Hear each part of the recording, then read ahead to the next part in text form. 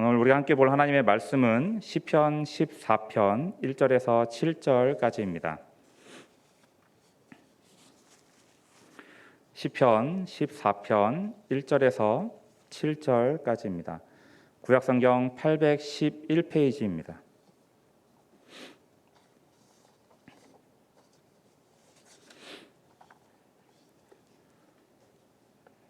시편 14편 1절에서 7절까지 우리 한 절씩 교독하시고 마지막 7절은 함께 읽겠습니다.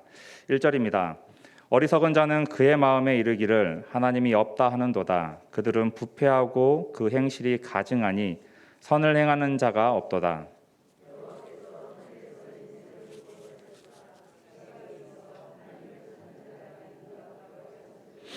다 치우쳐 함께 더러운 자가 되고 선을 행하는 자가 없으니 하나도 없도다.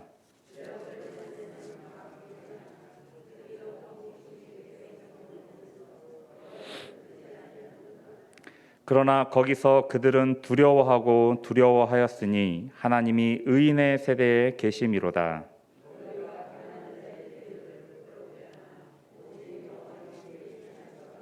함께 읽겠습니다. 이스라엘의 구원이 시온에서 나오기를 원하도다. 여호와께서 그의 백성을 포로된 곳에서 돌이키실 때 야곱이 즐거워하고 이스라엘이 기뻐하리로다. 아멘. 오늘 본문 말씀을 가지고 의인의 세대에 계신 하나님이라는 제목으로 함께 말씀 나누기를 원합니다. 혹시 일부러 차 사고를 내고도 사람들에게 칭찬을 받을 수 있을까요?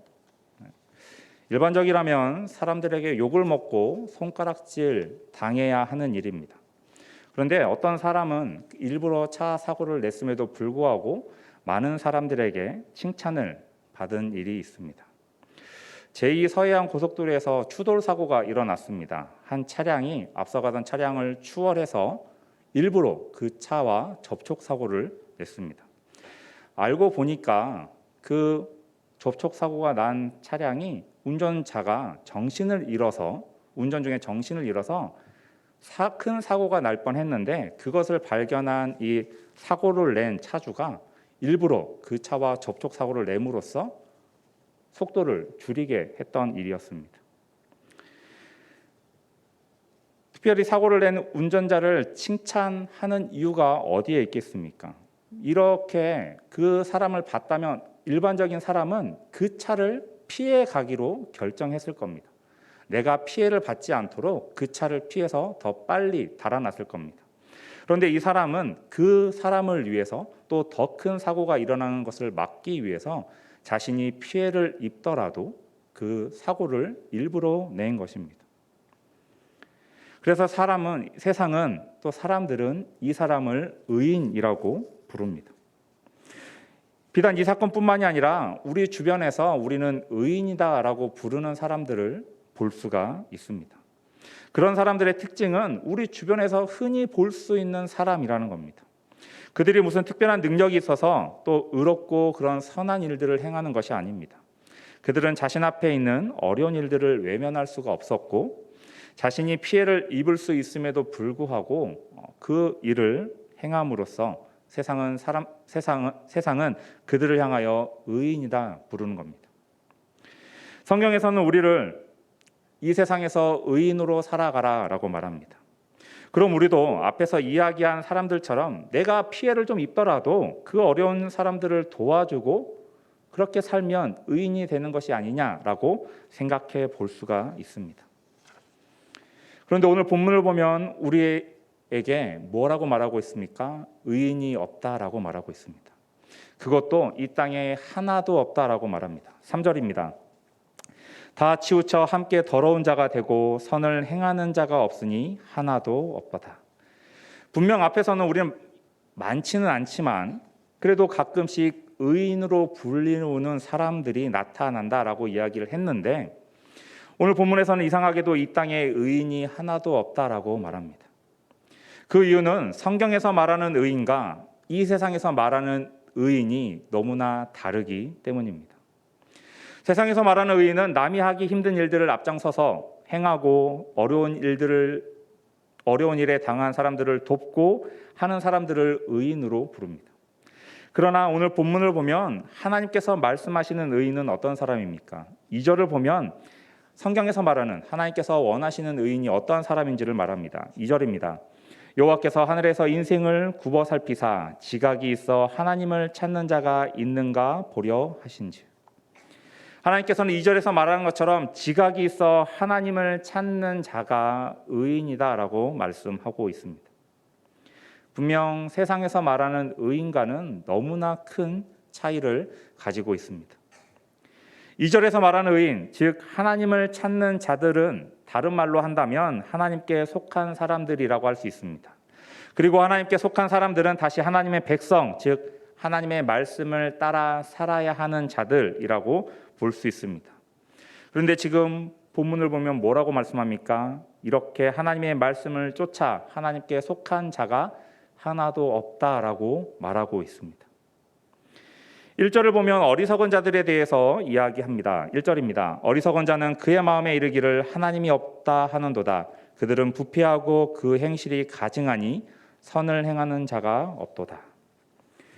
어리석은 자들이 어떠한 자들인지에 대해서 1절에서 말하는데 크게 두 가지의 특징을 가지고 있습니다. 하나는 그의 마음에 하나님이 없다라고 말하는 자들, 다른 하나는 부패하고 가증한 행동을 하는 자들입니다. 그래서 그들의 모습에는 선한 것이 하나도 없는 자들, 그래서 성경은 이러한 자들을 어리석은 자라고 말합니다. 일반적으로 우리가 흔히 말하는 나쁜 놈들이, 나쁜 사람들이 바로 이러한 자들입니다. 그런데 우리가 더 중요하게 살펴볼 표현은 바로 앞에 있는 그 마음에 하나님이 없다라고 말하는 자들입니다. 그 마음에 하나님이 없다라는 것은 하나님을 믿지 않는다라는 것을 말합니다. 우리 시대의 말로 표현한다면 무신론자입니다. 이들은 하나님뿐만이 아니라 모든 신들을 믿지 않습니다. 신을 믿기보다는 오히려 자기 자신을 더 신뢰하고 믿는 자들입니다. 이들은 자신이 무엇이든지 할 수 있는 존재로 생각합니다. 그렇기에 나는 불가능한 것이 없다라고 생각합니다. 내 눈에 보이지 않는 신보다 더 중요한 것이 바로 자신의 마음과 자신입니다. 그리고 이러한 생각을 가장 잘 드러내는 것이 바로 뉴에이지 사상입니다. 이것은 21세기에 들어오면서 급격하게 사람들 사이에 퍼졌고 많은 사람들이 이러한 생각을 가지고 있습니다. 그리고 이러한 생각은 세상뿐만이 아니라 교회 안에도 슬며시 들어와서 우리의 생각을 흔들고 우리의 마음을 흔들어 놓습니다. 약 20년 전에 제가 군대에서 갓 제대하고 나서 책을 하나 읽었는데 긍정의 힘이라는 책을 읽었습니다.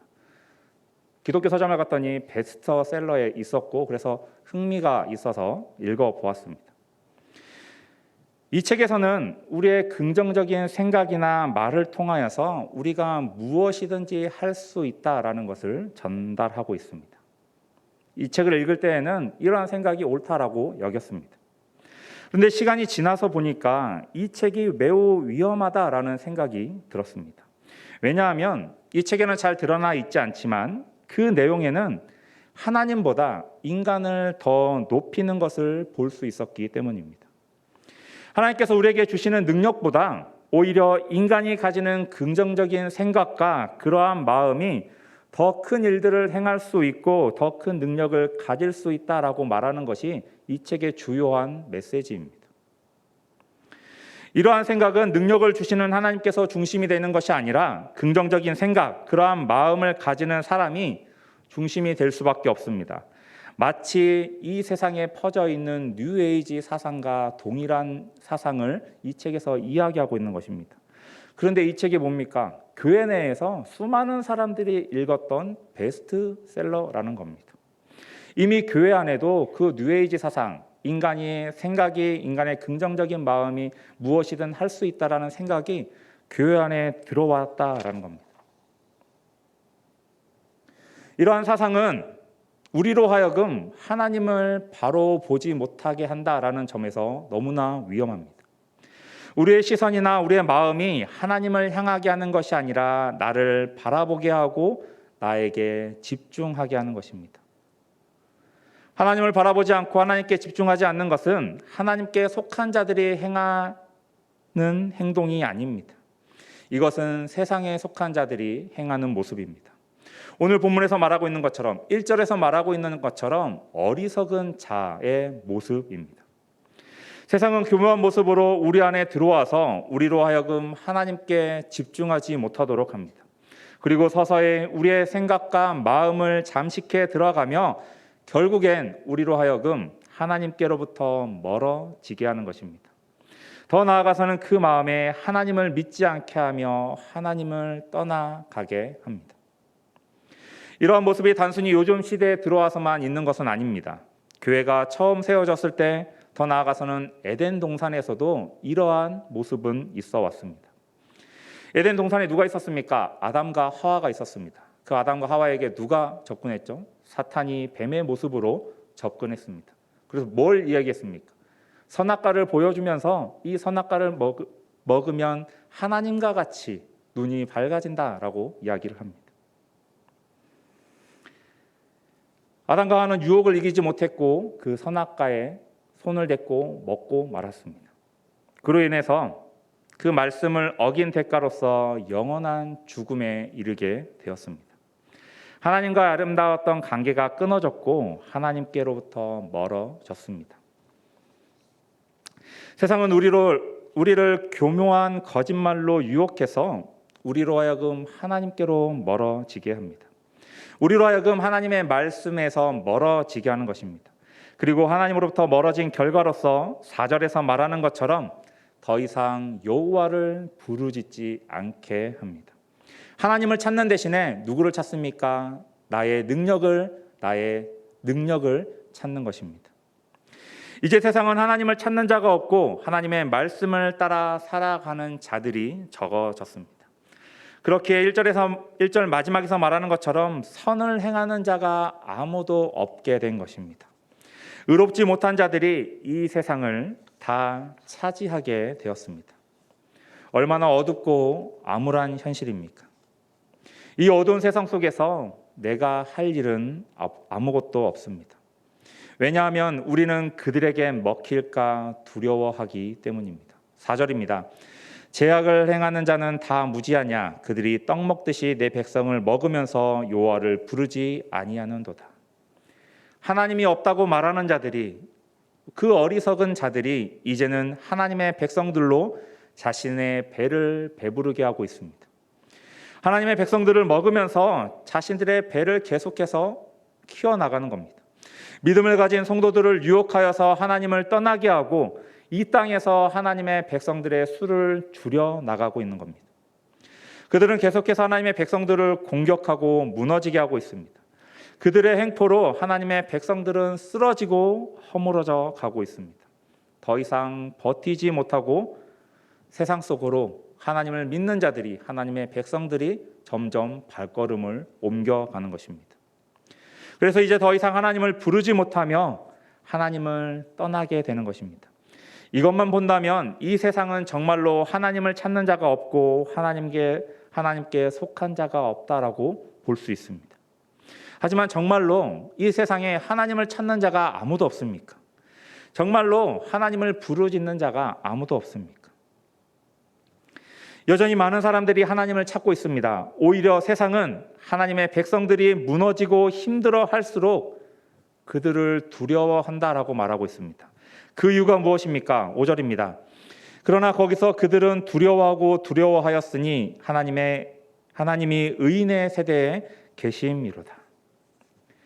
어리석은 자들이, 세상에 속한 자들이 믿는 자들을 먹으며 자신의 배를 불리우면 불리울수록 그들은 더 두려워합니다.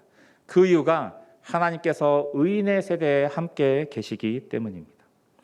5절에서 말하고 있는 거기서라는 의미는 하나님께서 임재하는 곳이며 하나님께서 그들을 심판하는 곳입니다.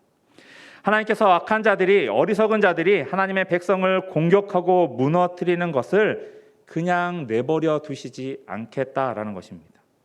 결국 하나님의 진노로 말미암아 영적으로 무지한 자, 그 어리석은 자들은 하나님의 심판을 받을 것이기에 그들은 두려워하는 것입니다. 그 두려움을 잊어버리기 위해서 계속해서 더 하나님의 백성들을 먹어치우는 것입니다. 하나님은 자신들의 백성을 돌보시고 이들을 괴롭게 하는 악인들을 꺾으십니다. 6절에 그런 하나님을 더 잘 보여주고 있습니다. 6절입니다. 너희가 가난한 자의 계획을 부끄럽게 하나 오직 여호와는 그의 피난처가 되시도다. 가난한 자는 악인들의 행포로 고난을 당하는 자들을 말합니다.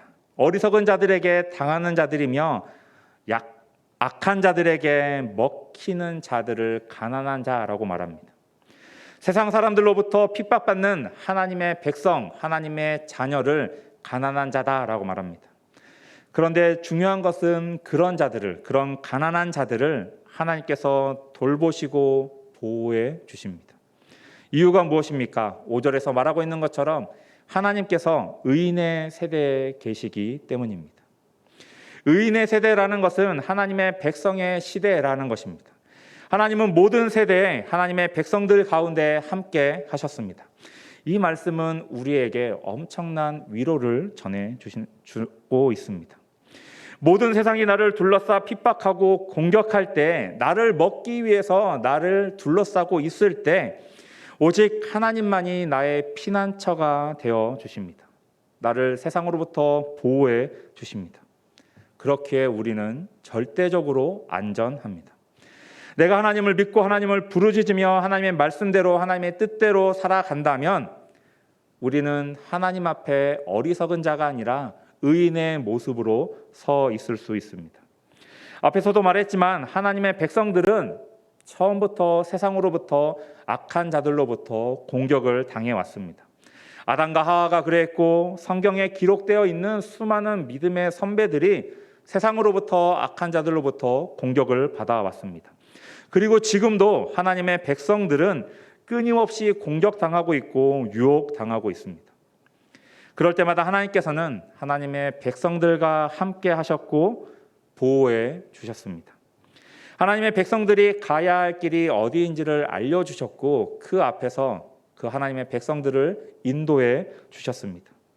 그렇게 하나님을 믿지 않는 자들이 아무리 공격하고 핍박할지라도 또 하나님의 백성들을 잡아먹으며 자신들의 배를 불리울지라도 세상은 두려운 마음을 가질 수밖에 없었던 것입니다. 하나님께서 믿는 자들과 하나님의 백성과 함께 하시기 때문입니다. 하나님은 그런 우리에게 피난처가 되어주시며 우리의 피할 성읍이 되어주십니다. 우리 가운데 인지하시는 하나님으로 인하여서 우리는 평강을 누릴 수 있고 안식을 누릴 수가 있습니다. 오직 하나님만이 우리의 힘이 되어주시며 능력이 되어주십니다. 우리의 피난처가 되시는 하나님을 바라보는 자들이 원하는 것이 있습니다. 7절을 함께 읽겠습니다. 7절을 함께 읽겠습니다. 이스라엘의 구원이 시온에서 나오기를 원하도다. 여호와께서 그의 백성을 포로된 곳에서 돌이키실 때 야곱이 즐거워하고 이스라엘이 기뻐하리로다. 우리의 피난처가 되시는 하나님을 바라보는 자들이 원하는 것이 무엇입니까? 시온에서 나오는 구원입니다. 하나님의 백성들이 겪는 불행과 상처는 오직 하나님의 구속이 임할 때 회복할 수 있습니다. 시온에서 흘러나오는 그 구원으로 말미암아 우리가 회복되고 우리가 다시 일어서는 것입니다. 그 구원이 시온에서 나옵니다. 시온은 어떤 장소입니까? 하나님께서 백성들과 함께 하셨던 임재의 장소입니다. 구약 성경에서는 성막이 그러했고 예루살렘 성전이 시온이었습니다. 그리고 신약으로 넘어와서는 교회가 그러했고 지금 이 시대에는 우리 한 사람 한 사람이 하나님 앞에 시온, 하나님이 임재하시는 장소입니다. 시온에 임하신 하나님은 고통의 현장에 오셔서 모든 고통으로부터 모든 환난으로부터 우리를 구원해 주십니다. 우리에게 임하신 하나님은 우리의 불행과 상처를 고쳐 주셔서 우리를 다시 회복시켜 주십니다. 우리로 하여금 다시 일어서게 해 주십니다. 7절에서 말하는 포로된 곳에서 돌이키실 때가 의미하는 것은 하나님께서 자기 백성을 완벽히 회복시키는 때를 의미합니다. 이는 예수 그리스도의 사랑으로 말미암아 죽을 수밖에 없었던 우리가 다시 살아나게 된 것을 의미하는 것입니다. 그리고 다시 살아난 우리로 하여금 구원의 하나님을 기뻐하고 찬양하게 하실 것입니다. 그렇게 하나님은 우리와 함께 해주시고 우리를 악한 자들로부터 보호해 주시고 피난처가 되어 주시는 것입니다. 성도 여러분, 우리가 살아가는 이 땅은 하나님을 믿지 않는 자들로 악한 어둠의 영으로 인하여서 하나님을 더 이상 알지 못하고 하나님을 부르지 않는 시대가 되었습니다. 시간이 지나면 이러한 현상은 더 심해질 것입니다. 혹 하나님을 믿는다고 하면서도, 교회를 다닌다라고 하면서도 하나님보다는 자신을 더 신뢰하고 믿는 자들이 더 많아질 것입니다. 고개를 들어 어디를 둘러보아도 본문에서 말하는 의인을 찾기가 너무나 힘이 듭니다. 그러나 아무리 하나님을 찾는 자가 없다고 하더라도, 하나님을 부르는 자가 적다고 하더라도 하나님은 이곳에 함께해 주시며 우리를 지켜주시고 나를 구원해 주십니다. 왜냐하면 아무리 적은 수라도 계속해서 하나님을 찾는 자는 있어 왔고 하나님을 부르짖는 자들은 있어 왔기 때문입니다. 그렇게 하나님은 하나님의 백성들이 계속해서 슬픔에 젖어 있지 않도록, 고난 중에 거하지 않도록 구원해 주시고 일으켜 세워 주십니다. 하나님의 백성들이 하나님을 떠나지 않도록 붙잡아 주십니다. 5절에서 말씀하고 있는 것처럼 하나님은 의인의 세대에 언제나 함께 하십니다. 그런 하나님께서 우리를 위로하시고 우리를 거두어 주고 계십니다. 그 의인은 어느 시대고 있어 왔습니다.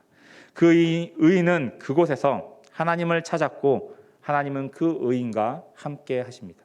그럼 중요한 것은 무엇입니까? 내가 그 의인이 될 수 있느냐는 것입니다. 하나님은 분명 의인의 세대에 함께 하십니다. 의인과 함께 하시며 그를 지켜주실 것입니다. 그렇기에 우리가 의인이 되었을 때 하나님은 우리와 함께 하시며 악인들로부터 우리를 보호해 주실 것입니다. 그럼 의인은 무엇입니까? 아까 말하는 것처럼 하나님을 찾는 자이며 하나님을 부르짖는 자입니다. 하나님께 속한 자가 의인입니다. 하나님의 말씀을 따라 살아가기에 힘쓰는 자가 의인입니다. 그렇게 하나님의 말씀을 따라 살아가기에 힘쓰시는 저희 성도님들이 되시길 바랍니다. 이 시대는 우리가 하나님의 말씀을 따라 살아가기에 너무나 힘든 시대입니다. 그렇기에 우리가 더욱더 힘써 하나님의 말씀에 순종하고 살아가기 위해 노력하고 또 기도해야 합니다. 우리가 그러한 모습으로 살아갈 때 하나님은 우리를 의인으로 삼아주시며 우리와 함께해 주실 것입니다. 세상에서 말하는 의인이 아니라 하나님을 찾고 하나님을 부르짖는, 하나님의 말씀에 순종하며 따라가는 그런 의인이 되시길 바랍니다. 하나님의 말씀에 순종하며 그 길을 묵묵히 걸어갈 때 우리가 어떠한 고난과 어떠한 환난과 아픔과 슬픔 속에 있을지라도 하나님은 우리와 함께 하시며 우리를 보호해 주시고 지켜 주실 것입니다. 그 어떠한 것도 의지하지 않으며 오직 하나님만을 바라보며 나아가시는 우리 성도님들이 되시길 바랍니다. 하나님과 우리가 함께 하실 때, 하나님께서 우리를 구원해 주실 때 우리는 그런 하나님의 구원을 누리며 그런 하나님의 구원을 기뻐하며 찬양하며 나아가시는 저희 성도님들이 되시길 바랍니다. 우리가 이 세상 속에서 그런 의인의 모습으로 하나님을 찬양하며 기뻐하며 나아갈 때 하나님은 그런 우리들을 통하여서 하나님의 일들을 이루어 가시며 또 이 어두운 세상 속에서 빛과 소금의 역할을 감당하게끔 저희를 세워주십니다. 그런 하나님만을 바라보며 나아가시고 오직 이 땅 속에서 의인으로 바로 서심으로써 하나님의 기쁨이 되시며 구원의 찬양을 올려드리시는 저희 성도님들이 되시길 바랍니다. 함께 찬송가 380장 함께 찬양하겠습니다.